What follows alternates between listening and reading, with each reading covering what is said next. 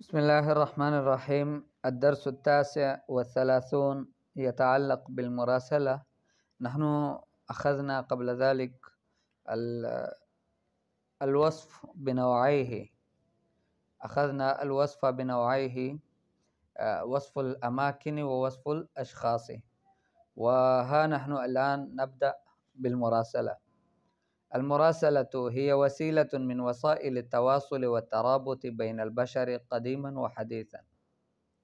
وسيلة بمعنى ذريعة. المراسلة وسيلة من وسائل التواصل والترابط. التواصل यानी आपस में कांटेक्ट रखना, आपस में ताल्लुक़ रखना। बैन अलबशर क़दीमन व हदीसन, फ़ी ज़मन अलक़दीम व फ़ी ज़मन अलहदीस। अन्नास क़दीमन कज़ालिक युरासिलून बाज़हुमुल बाज़, युरसिलून अर्रसाइल इला बाज़िहिमुल बाज़, वलाकिन तुरुक़ तबान तख्तलिफ। वल्यौम नफ्स अश्शै कज़ालिक, अन्नास युरसिलून अर्रसाइल वलाकिन अत्तरीक़ा युमकिन तख्तलिफ व तकूनु बितुरुक़िन मुतनव्विअतिन। जैद लहा तुरुक़ मुख्तलिफ़ा तबान। मिन अशहरिहा अलबरक़िया वर्रिसाला अलिज्तिमाइया वर्रिसाला इलेक्ट्रॉनिया वल्फ़ाक्स। जैद هذه أشهر الرسائل، الرسالة البرقية التي ترسل عن طريق البرق الذي هو موضوعنا اليوم. جيد. والرسالة الاجتماعية كذلك، والرسالة الإلكترونية والفاكس، كل هذه يعني طرق إرسال الرسائل، وهذه جميعا يجمعها قاسم مشترك وهو المرسل والمرسل إليه. كل هذه يجمعها شيء واحد، القاسم المشترك بمعنى الشيء الذي يجمع الجميع فيه. فهم؟ يعني ذاك الشيء ضروري، العنصر يجب أن يكون في جميع الرسائل، وبهذا تجمع هذا القاسم المشترك، تجمع جميع الرسائل في نوع واحد. ما هو ذاك الشيء؟ هو المرسل والمرسل إليه.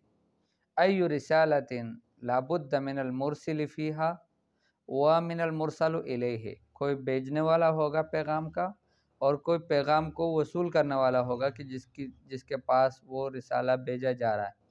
जैद फ़हाज़ा हुवल क़ासिमुल मुश्तरक फ़ी जमीअ अर्रसाइल सवाअन कानत बरक़िया और सवाअन कानत रिसाला इज्तिमाइया और सवाअन कानत रिसाला इलेक्ट्रॉनिया और तकून अन तरीक़ फ़ैक्स। هذا الذي نسميه فैक्स وهو بالعربية يسمى فاكس। जैद وما سنخصه بالذكر هنا البرقية والرسالة. هنا يعني الذي نحن نخصه بالذكر، تركنا الرسائل الفاكس والإلكتروني وغيرها، تركنا، ولكن فقط أخذنا البرقية والرسالة، نوعين. البرقية هي اسم مؤنث منسوب إلى برق. البرقية اسم مؤنث منسوب إلى برق. جيد. والبرق تعرفون رعد وبرق، رعد وبرق. فالبرق هذه البرقية تكون منسوبة إليه، وهو مكتوب، ويك خط है يرسل من مكان إلى آخر، يعني يرسل من مكان إلى مكان آخر بواسطة جهاز البرق، الجهاز الذي يتعلق بالبرق. الجهاز बमाना الماكينة، यानी वो मशीनरी जिसका ताल्लुक़ बर्क़ के साथ हो। लितबादुल बरक़ियात तहानी। जैद युरसल लिमाज़ा हत्ता यतबादल बरक़ियात तहानी। बरक़ियात बमाना रसाइल तहानी, अत्तहनिआ बमाना किसी को मुबारकबाद देना, व बरक़ियत ताज़िया, व बरक़ियत ताज़िया, ताज़ियत का बरक़िया, व बरक़ियत शुक्र, अहसन इलैका फ़ी शैइन फ़अंत तशकुरुहु ऐदन तक्तुब लहु बरक़िया। वहिय बरक़ियतुन ला सिल्किया। هذه البرقيات تسمى برقية لا سلكية. ما معنى لا سلكية؟ أي ترسل باللا سلكي، لا ترسل عن طريق السلك، وإنما كانت ترسل عن طريق لا سلك، جيد، عن طريق البرق. يقال بعث برقية إلى أهله، بعث برقية إلى أهله أي رسالة. ماذا بعث؟ بعث رسالة تلغرافية موجزة. موجزة معنى مختصرة، تنقل من مكان إلى آخر في وقت قصير. هذا معنى البرقية. إذا قال لك أحد بعث فلان برقية إلى أهله، उसने अपने घर वालों को बरकिया भेजा, फफहम मिन्हु अन्नहु अरसल रिसालतन टेलीग्राफियतन, टेलीग्राफिक रिसाला भेजा, मूजज़तन मुख्तसरन, تنقل من مكان إلى آخر. لماذا موجزة؟ لأنها كانت بالرسوم غالية.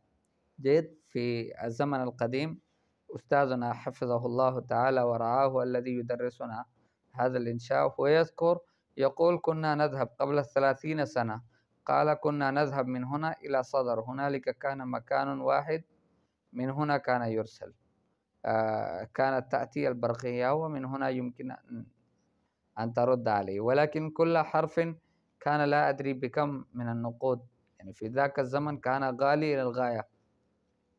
لذلك هذه البرقيات كانت يعني مختصرة جدا. وأما اليوم فترسل عن طريق الجوال، الهاتف المحمول أو البريد الإلكتروني. اليوم يمكن عن طريق جيميل وإيميل، وكذلك يمكن عن طريق الجوال. طيب تكتب رسالة أو شيء. خصائصها، خصائص البرقية أن تكون موجزة مختصرة. هذه البرقية ضروري أن تكون مختصرة. والشيء الثاني أن تكون في صلب الموضوع، ماذا تريد أن تذكر فيه ذاك الشيء تذكر، هذا معنى صلب الموضوع. والشيء الثالث أن تشتمل على اسم المرسل والمرسل إليه، ضروري أن يكتب المرسل اسمه، ممن ترسل هذه الرسالة وإلى من ترسل هذه الرسالة، فيذكر فيه اسم المرسل والمرسل إليه. فهذه الأشياء الثلاثة من خصائص البرقية. الشيء الأول أن تكون موجزة مختصرة، أن تكون موجزة ومختصرة، موجزة ومختصرة بمعنى واحد. جيد. والشيء الثاني لا تكون طويلة، والشيء الثاني تكون في صلب الموضوع. فهمتم؟ يعني الشيء الذي تقصد إيصاله إليه أو الرسالة التي تريد إيصالها إليه، वो पैगाम जो आप उसको देना चाहते हैं वो उसमें लिख लोगे। और तीसरी बात ये कि मुरसिल और मुरसल इले का नाम भी लिखा हो। النموذج الأول نص برقية التهنئة. جهد. برقية التهنئة يعني تهنئ أحدا بشيء، فكيف تكتب له؟ صديقي أحمد، بهذه الطريقة، هذه طريقته. صديقي أحمد، يسعدني ويشرفني أن أقدم لشخصكم الكريم بالتهانئ وأمنياتي لكم المزيد من النجاح والتوفيق، رفيق دربك حامد. بكل الاختصار. يسعدني ويشرفني بمعنى أسعد وأتشرف عندما أقدم لشخصكم الكريم التهاني. التهاني بمعنى التبريكات، مباركبات. وأمنياتي لكم، أمنياتي لكم المزيد من النجاح والتفوق. أمنياتي بمعنى تمنياتي لكم। जैद, आपके लिए मेरी आरज़ुएँ हैं कि आप और ज़्यादा कामयाबी और तफव्वुक़ हासिल कर लें। रफ़ीक़ दरबिक का यानी आपका हम सफ़र हामिद। طيب الثاني صديقي العزيز عبد الله، هذه رسالة ثانية. طيب مثابرتك الدائمة وعملك المتواصل يؤهلك للتفوق والنجاح المستمر، فأنت أهل لذلك. أهنئك من أعماق قلبي وأقول لك ألف مبروك.